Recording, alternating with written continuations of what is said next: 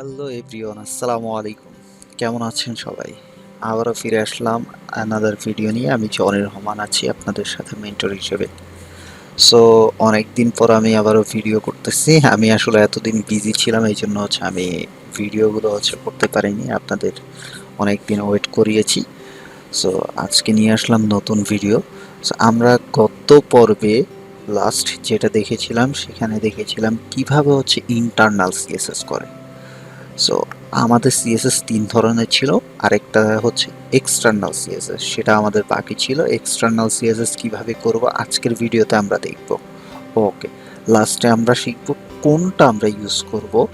আমরা internal CSS দেখেছিলাম, এরপর ইনলাইন সিএসএস দেখেছিলাম, আজকে দেখব এক্সটার্নাল। তো তিনটা দেখার পর কোনটা ইউজ করব সেটা আজকে থেকে আমরা দেখব। সো চলুন কথা না বাড়িয়ে চলে যাই আমাদের মূল পর্বে। ওকে, তো এক্সটার্নাল বলতে কি বোঝানো হচ্ছে? এক্সটার্নাল বলতে বোঝানো হচ্ছে যে আমাদের এই এসটিএমএল এর বাহিরে কোনো একটা সিএসএস করতে হবে। মানে বাহিরে, তার মানে কিসের বাহিরে? এই এসটিএমএল এর বাহিরে কোনো একটা সিএসএস, সেটা এই ফোল্ডারের ভিতর হতে হবে, আমাদের এই ফোল্ডারের মধ্যে হতে হবে সিএসএস। এই সিএসএস আস্তে আস্তে ডে বাই ডে আমাদের অনেক সিএসএস চলে আসবে, কিন্তু আমরা এই সিএসএস করার জন্য খুব গুছিয়ে কাজ করব। গুছিয়ে কাজ করার জন্য আমরা এখানে সিএসএস এর জন্য একটা ফোল্ডার নিয়ে নিব। আর ফোল্ডার কিভাবে ক্রিয়েট করে সবাই জানেন। রাইট ক্লিক করে নিউতে যাব, নিউ থেকে একটা ফোল্ডার। এই ফোল্ডারের নাম যে কোনো নাম দিতে পারেন, কিন্তু আমি দিব এটার নাম সিএসএস। সিএসএস দিলে বোঝা যাবে এখানে সব সিএসএস থাকবে। ওকে, এই ফোল্ডারের ভিতর ডাবল ক্লিক করে যে রাইট ক্লিক করব, নিউতে যাব, নিউ থেকে একটা টেক্সট ডকুমেন্ট নিব। টেক্সট ডকুমেন্ট নিয়ে এটার নাম কন্ট্রোল এ দিয়ে রিনেম করে নিব। রিনেম করে এটার নাম যে কোনো নাম দিতে পারেন, কিন্তু সচরাচর সবাই এটার নাম দেওয়া স্টাইল। তারপর এইটা ডট দিয়ে এটার এক্সটেনশন কি হবে? এটার এক্সটেনশন কি এসটিএমএল হবে? না, এটার এক্সটেনশন হবে সিএসএস। সিএসএস কেন? কারণ এটা একটা সিএসএস ফাইল। ওকে, এন্টার দিব, ইয়েস দিব। ইয়েস দিলে এটা একটা সিএসএস ফাইল হয়ে গেছে। তো আমাদের দেখেন, আমরা যখন এখানে তৈরি করেছি, এখানে দেখেন, খেয়াল করেন, এখানে একটা সিএসএস ফোল্ডার চলে এসেছে। এটার ভিতরে গেলে স্টাইল ডট সিএসএস, এটাতে ক্লিক করলে চলে আসছে। এখন এটার মধ্যে আমরা সিএসএস করব। সিএসএস কিভাবে করব? দেখেন, এই হ্যালোকে যদি আমরা একটু রেজাল্ট দেখি, আমি যদি রিলোড করি, দেখেন এরকম অবস্থায়। তো হ্যালোকে আমি সিএসএস করার জন্য কি করব? এটা একটা আইডি। তো ওয়ানকে ধরবো, ওয়ানকে ধরো স্টাইল ডট সিএসএস যে হ্যাশ, আবার এরকম। তারপর আমি কি করব? কালার নামে আমাদের একটা প্রপার্টি আছে, সেটা আমি দিলাম রেড। রেড দেওয়ার সাথে সাথে, সেভ করার সাথে সাথে, এটা যদি আমি রিলোড করি, দেখেন কাজ করেনি। কেন কাজ করেনি? আমরা ইনলাইন এবং ইন্টারনালে দেখলাম এভাবে লিখে দিলে এটা কাজ করে, কিন্তু এক্সটার্নালে এভাবে কাজ করে না। কেন এক্সটার্নালে এভাবে কাজ করে না? কারণ এক্সটার্নালে বাহিরে আমাদের স্টাইলটা করা হয়েছে। তো এক্সটার্নালে বাহিরে স্টাইলটা করার কারণেই আমাদের এটা কাজ করতেছে না। তার মানে এই এসটিএমএল এর জন্য এই সিএসএসটা কাজ করবে, সেটা তাদের মধ্যে দুইটার মধ্যে লিঙ্ক আপ হতে হবে, কোনো একটা রিলেশন হতে হবে। না হলে এই এসটিএমএল এর জন্য এই সিএসএস কাজ করবে সে কিন্তু জানে না। তার মানে এইটার সাথে এটার কোনো একটা লিঙ্ক আপ হতে হবে। কিভাবে লিঙ্ক আপ? আমি বলেছিলাম যত গুরুত্বপূর্ণ লিঙ্ক আছে সবকিছু কোথায় হবে? হেডের মধ্যে হবে। হেডের মধ্যে আমাদের লিঙ্ক নামে একটা ট্যাগ আছে, লিঙ্ক। আর লিঙ্ক ট্যাগটা সরি লিঙ্ক লিঙ্ক ট্যাগটা একটা সিঙ্গেল ট্যাগ। ওকে, এই লিঙ্কের মধ্যে কার সাথে লিঙ্ক করব? এটা এই এসটিএমএল এর সাথে এই সিএসএসটা। তাহলে এই লিঙ্ক করার জন্য আমাদের একটা অ্যাট্রিবিউটের হেল্প নিতে হবে, এইচআরইএফ। এইচরেফ আমরা জানি, অ্যাট্রিবিউটটা আগেও আমরা অনেকবার লিখেছি। ওকে, এইচরেফ লেখার পর এখন আমরা কাকে লিঙ্ক করব? খেয়াল করেন এখানে সিএসএসটা কিভাবে আছে, ওই যে ইমেজের মতো, অনেকটা ইমেজেস ফোল্ডার যেমন ছিল, সিএসএস ফোল্ডারের ভিতর স্টাইল ডট সিএসএস। তাহলে আগে ফোল্ডারের নাম লিখতে হবে সিএসএস, আর ফোল্ডারের ভিতরে ঢুকতে হলে স্ল্যাশ দিতে হবে।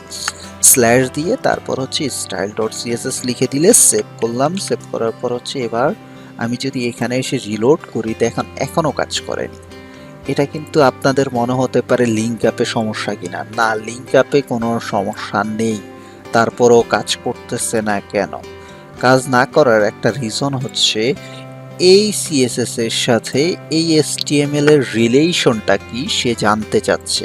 তার যদি রিলেশনটা না বলে দিয়ে আপনি যদি লিঙ্ক করে দেন তাহলে কিন্তু সে কাজ করবে না। এই রিলেশনটা তাহলে কিভাবে লিখব? রিলেশন লেখার জন্য আমাদের একটা অ্যাট্রিবিউটের হেল্প নিতে হবে, আরইএল। আরইএল এর ফুল মিনিং হচ্ছে রিলেশন। তার মানে এই এসটিএমএল এর সাথে এই সিএসএস এর রিলেশনটা কি? এই সিএসএস দিয়ে আমরা স্টাইল করব। তার মানে হচ্ছে এটা হচ্ছে একটা স্টাইল শিট। কন্ট্রোল এস দিয়ে সেভ করব এবং রেজাল্ট দেখার জন্য হচ্ছে আমরা ব্রাউজারে যে রিলোড করি। এবার দেখেন এবার কিন্তু কাজ করে ফেলছে। তার মানে আমাদের এইবার কাজ করতেছে। এখন আমরা যত সিএসএস আছে সবকিছু এখানে লিখব। তাহলে ফন্ট সাইজ নামে আমাদের একটা প্রপার্টি আছে, তাহলে 100 পিক্সেল লিখে দিই, কন্ট্রোল এস দিয়ে সেভ করে রিলোড করি। এখানে এসে দেখেন এখানে চলে আসছে। দেখেন আমি মাউস ছাড়াও কিন্তু রিলোড করতেছি। আপনাদেরকে বলেছিলাম কিনা আমার জানা নেই, না বলে থাকলে হচ্ছে কন্ট্রোল আর প্রেস করলে রিলোড হয়। কন্ট্রোল আর, দেখেন আমি যতবার প্রেস করতেছি এখানে রিলোড হচ্ছে, কন্ট্রোল আর। ওকে, তাহলে আমি এখানে চলে গেলাম। ফন্ট ওয়েট নামে একটা প্রপার্টি আছে, আমরা ফন্ট ওয়েট অনেকগুলো আছে, তার মধ্যে 400 আর 700 আমরা শিখতেছি।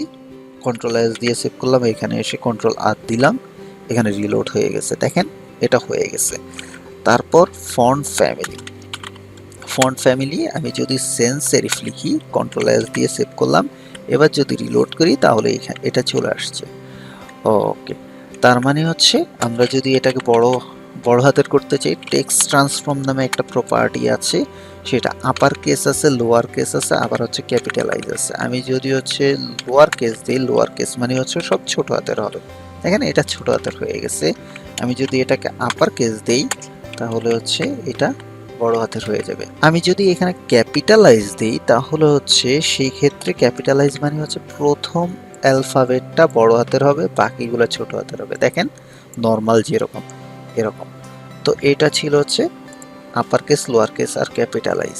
ওকে, এখন যদি হচ্ছে আমরা এই H1 কেও আমরা কাজ করতে চাই, এটা কি একটা ক্লাস আমরা জানি। সো ক্লাসের জন্য হচ্ছে আমাদের কি দিতে হবে, ডট দিতে হবে, ডট দিয়ে সেকেন্ড ব্র্যাকেট দিতে হবে। তারপর এটাকেও যদি আমি কালার করি তাহলে কালার দিলাম হচ্ছে এটা গ্রিন, কালার গ্রিন দিলাম। তারপর ফন্ট সাইজ দিলাম, আমি ফন্ট সাইজ দিলাম ধরেন এটা 70 পিক্সেল দিলাম, 70 পিক্সেল দিয়ে এখানে এসে কন্ট্রোল আর দিলাম। দেখেন এটা কাজ করতেছে। তারপর ফন্ট ওয়েট এটাকেও 400 দিলাম। আপনাদের মনে আসতে পারে 400 700 কেন ইউজ করতেছি, বাকিগুলো কেন ইউজ করতেছি না? বাকিগুলো ডে বাই ডে আমরা ইউজ করব, আগে হচ্ছে এটা শিখতেছি। ওকে, তার মানে ফন্ট ফ্যামিলি যদি হচ্ছে আমি এটাকে দেই, কার্সিভ দিয়ে দিই, কার্সিভ দিয়ে দিলে এই যে এটা হয়ে গেছে। তারপর টেক্সট ট্রান্সফর্ম নামে একটা প্রপার্টি আছে, সেটাকে যদি হচ্ছে আমি লোয়ার কেস দিই অথবা হচ্ছে আপার কেস দিয়ে দিই, আপার কেস দিয়ে দিলে দেখেন এই দুইটা বড় হাতের হয়ে গেছে। তেমনই হচ্ছে আমাদের কোনটা আছে আর বাকি পিটা আছে। পিটা আমি যদি হচ্ছে এই পি কে ধরি, পি কে ধরার পর হচ্ছে কোনটা, এটা পি প্যারা 1। পি কিন্তু আমাদের দুইটা আছে, তাহলে হচ্ছে এখানে কালার করলাম এটাকে পার্পল, দেন হচ্ছে ফন্ট সাইজ করলাম হচ্ছে আমাদের 40 পিক্সেল। তারপর ফন্ট ওয়েট করলাম আমরা 700, এটাকে মোটা করলাম। আর ফন্ট ফ্যামিলি করলাম, এখান থেকে যে কোনো একটা ফন্ট ফ্যামিলি দিতে পারি, এরিয়াল নামে একটা ফন্ট ফ্যামিলি আছে, সেটাকে দিয়ে দিলাম। এখন যদি দেখি দেখেন এটা হয়ে গেছে।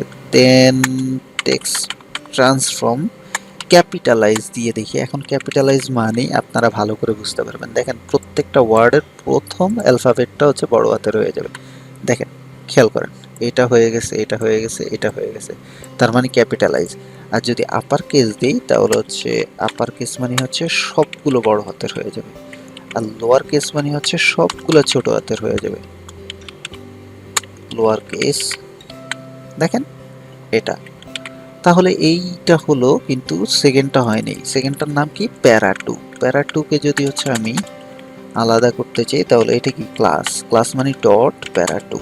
ওকে, প্যারা 2 দিয়ে দিলাম। প্যারা 2 দিয়ে দেওয়ার পর হচ্ছে এটাকে করলাম হচ্ছে কালার, কালার করার পর হচ্ছে এটাকে দিলাম ব্লু, ব্লু দেওয়ার সাথে সাথে দেখেন এটা হয়ে গেছে।